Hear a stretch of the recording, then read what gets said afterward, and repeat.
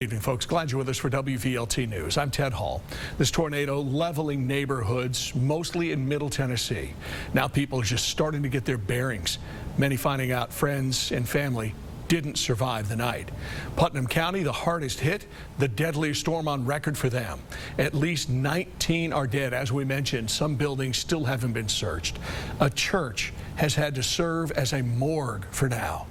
Parts of Nashville, unrecognizable. They were hit by an EF3, likely winds of 160 miles an hour plus. Some had an EF2, but still powerful storms rolling through the state. Here's a look at Mount Juliet in Wilson County. They were hit by a tornado with 150, 160 mile an hour winds. We have several crews in some of the hardest hit areas. We're going to start with our Amanda Harris. She is outside of Cookeville in Putnam County. Just absolute heartbreak there, Amanda. Ted, indeed. Everywhere you look, somebody is crying. They're hugging their neighbors, their family, or their friends. Authorities say that the debris field from this tornado was so large, and you can see evidence of that behind me. Just take a look. There is debris strewn everywhere. Well, the sun is shining here in Putnam County, but make no mistake about it, this is a dark day, not just here in Cookeville, but all across Tennessee. This is Ryan Myers' home. Take a look up. No roof. Absolutely devastating how many homes in this county have been destroyed or damaged. County officials said that this tornado absolutely decimated everything in its path. Ryan says he's lucky. I'm going to show you why. Come walk through the house. You see it is in complete disarray, glass everywhere. He says he was getting all the kids out of the home in the dark, stepping on glass in barefoot, managed to get everybody out safely. But then, moments after the tornado hit, he realized that there was trouble across the street at his neighbor's home. He knew that there was a problem right outside his window. He went straight to that house to help. He says a husband was trying to save his wife, who was underneath the home as it started collapsing. He says he tried his hardest, but there was simply nothing that he could do. We know that at least 16 people have now died in Putnam County. Officials unfortunately believe that that number could go up. They're asking any family members who believe that a loved one may have died in the tornado to go to a temporary morgue at a church to identify loved ones. That's where we find Casey Wheelis. Hope is here. That's what reads on the side of this church on the hill in Cookeville. And inside is exactly what families are holding on to, hope. Dozens of families are inside, missing family members, and they're hoping to find answers here. The sheriff's office is bringing identification cards and pictures of people, hoping that these family members can identify them. Some family members inside hoping for good news as they wait to hear from their loved ones. I've lived here my whole life. So it's overwhelming. This is Carlin Smith's home, and you have to wonder, how does somebody survive something like this? Well, the short answer to that is, Carlin, you weren't here last night. Carlin said he had a bad feeling, and you went to a different home. You walk back this morning, and you see what daylight brings, and you say to yourself, what? I didn't know what to say. I just was numb. I just thought everything, lost everything. So I didn't know what to say. It just, I don't know. What? Still numb right now. What saved your life? What was that feeling that told you to leave before this hit? Well, I really believe God was telling me, go, go, go. You see such resolve in the face of hardship, and nothing really shows that resolve until you see a sign out here that we really wanted to make sure we showed you guys. They painted this just today. It says, "We are strong," on the outside of their wall. This is Ryan Myers' home. The second that he found out that his family was safe, do you know what he did? He ran right across the street to help his neighbor who was in need, a woman trapped under this home as it was collapsing. The house collapsed in on her. They tried to suck him into the basement at the same time, and it collapsed on top of her. You had to walk away from this family, trying your hardest, but not being successful. How did you feel in those moments? I know these people well. It's horrible. Her daddy was one of my good friends. I worked for her for 11 years. And how do you walk away from somebody who's trying to save your life?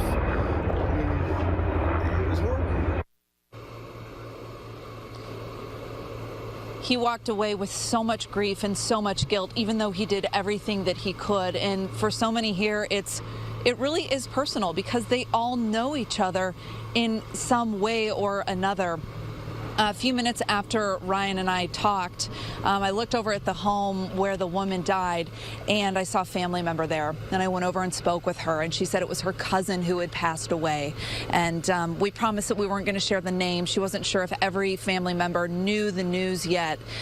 But she said that the victim had at least a few moments to communicate with family before she passed away.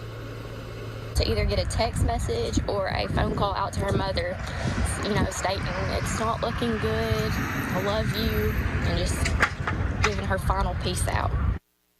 Red Cross starting to make its way into some of these Putnam County neighborhoods. This is not the only Tennessee county that has been devastated by weather overnight. Morgan County suffered an EF0 tornado. Here's Gwendolyn Dupree. From down power lines to uprooted trees behind me, folks here in Morgan County are getting to work this afternoon repairing from that tornado. We trailed a group of National Weather Service officials who say winds got up to 85 miles per hour. You can see that's strong enough to split through any size tree, damage some barns, and leave a pile of mess. A lot of utility poles look just like this, snapped in half. They're hanging in trees. They're all over the road. They're blocking driveways. They're on top of homes. They're on top of cars. Utility crews tell us this is not a job that's going to be done overnight. They think it's going to take months for everything to be cleaned up, for service to be fully restored.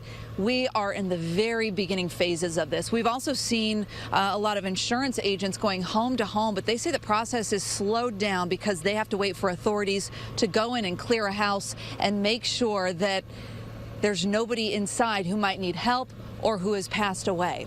Of course, the National Weather Service is going to be out here, boots on the ground, 8 o'clock in the morning, surveying the damage. We hope to know then just how strong this tornado was. Watching a state police helicopter fly over the scene here in Putnam County. The airspace has been active all afternoon, all day long, as different military helicopters, state official helicopters come into the area to try to see from the sky exactly what they're dealing with.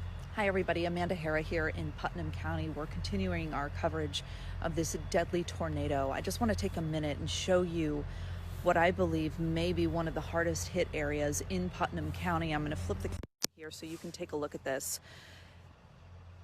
This is where search and rescue crews are focusing most of their energy tonight. You can see those big stadium lights have been erected to help them see as they sift through the rubble in search of people who are missing. We know about 77 people are missing at this hour. 18, unfortunately, now confirmed dead in Putnam County alone, and we do know that children are among the dead. This is a neighborhood off McBroom Chapel Road in Putnam County. And earlier we were on Highway 70, and when we were leaving after our 6 o'clock newscast, crews on scene were telling us that what we were seeing there was nowhere close to devastating compared to what we would see up the road. And now here we are up the road looking at sheer devastation. It's tough to imagine that a neighborhood stood here yesterday. I'll try and get a little closer here so we can see a little bit better, but we're essentially standing in people's backyards. Right here, this pile of garbage, this pile of debris, that was somebody's home.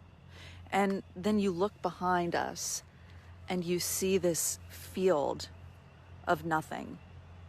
This truck likely was not parked there. This is most likely brought into the middle of this field by the force of that tornado. That's another house right in front of us beyond that green bucket, but you wouldn't know it because it's absolutely leveled. There's almost an eerie silence or quiet that has descended upon this part of Putnam County. Nobody is here. Nobody has a reason to be here unless they're search and rescue officials. So this is a little bit of what we're seeing out here tonight. Again, just to update you, the National Guard is moving in. A curfew is underway for 8 o'clock Central Time. People are not allowed to be out and about unless they have official business. And police are telling us that they are hoping by tomorrow night that they will have searched every single home that has been damaged or destroyed, but they simply aren't there yet, which is troubling because you think about people who may still be alive, who are trapped, who need help. We're getting a little bit of a smell of gas here, which has been a problem throughout the county today as crews worked hard to contain gas leaks, shut off gas lines, and get all the utilities turned off so that it's safe to be out and about. Really, besides the faint noise of frogs, you just hear alarms going off in the distance, and it's such an eerie feeling. We're going to continue to learn more about the efforts that will go in through the night for crews. We're going to be live at 10 o'clock on CW Knoxville. We'll also be live at 11 o'clock on WVLT News. And we have team coverage here. We have like probably 3 or 4 different crews spread throughout the county watching the very latest for you tonight. We'll see you then. In the last few minutes, Ted, we've seen search activity pick up. Right behind me here, we now have the National Guard working in one of the hardest hit subdivisions in Putnam County.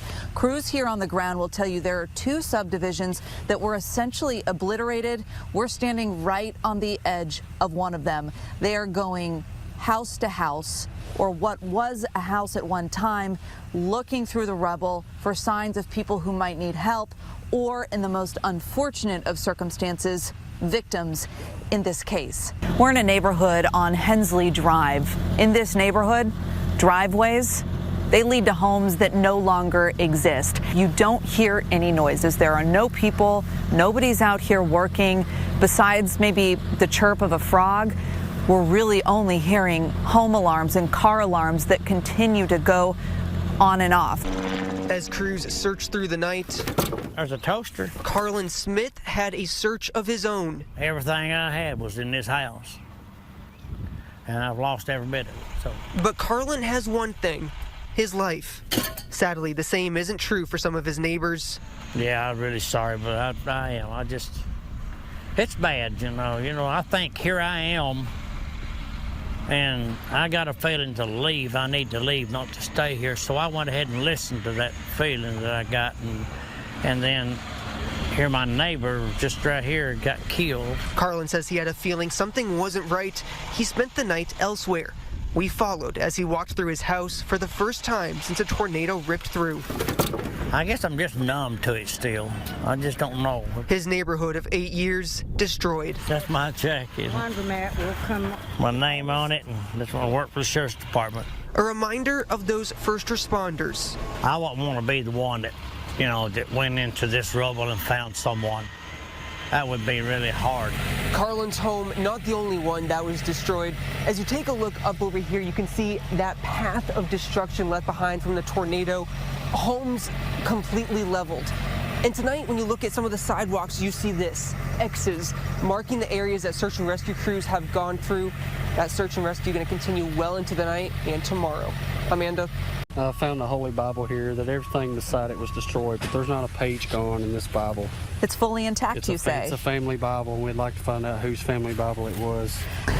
And as crews continue to search tonight, an officer just walked by again with another armful of Bibles, and this one has a name in it, presented to Mary Evelyn Randolph in 1946. And they said, here, please take these mementos that we're finding, family Bibles. You guys have a better shot of getting them back with their rightful owners than we do.